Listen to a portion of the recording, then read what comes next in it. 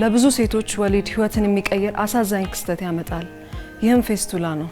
ሐምሊን ፌስቱላ ኢትዮጵያ በሚሰራው ህይወት ለዋጭ ስራ እና በተባበሩት መንግስታት የህዝብ ፈንድ ወይም UNFPA ድጋፍ ተስፋ እንደገና እየለመለመ ነው። ፌስቱላ የሚከሰተው በወሊድ ወቅት የምጥ ሂደቱን እንቅፋት ሲገጥመው በሚፈጠር ውስጣዊ ጉዳት በጽንሱ መተላለፊያና በሽንትፈኛ መካከል ወይም በጽንሱ መተላለፊያና በፊንጢጣ መካከል ሽንኩር ሲፈጠር ነው። በየቀኑ ከዚህ ሁኔታ ጋር መኖርን ጤናን ብቻ ሳይሆን ክብርንም የማጣትን ህመም አስቡት። ግን ተስፋ አለ። ህክምናው የቀዶ ጥገናን ያካትታል፣ ነገር ግን የስሜት ድጋፍን እና ለመዳን ጊዜን ይጠይቃል። ግንቦት 22 ልዩ የሆነ ገቢ ማሰባሰቢያ የእራት ምሽት ላይ በሂልተን ሆቴል እንሰባሰባለን። እኔም እዛ እገኛለሁ። እናንተም እንድትቀላቀሉኝ ጋብዛችኋለሁ። የመግቢያ ትኬቶን ይግዙ፣ ጓደኛውን ይዘው ይምጡ። በአንድነት ክብርን፣ ተስፋንና ህልምን መመለስ እንችላለን።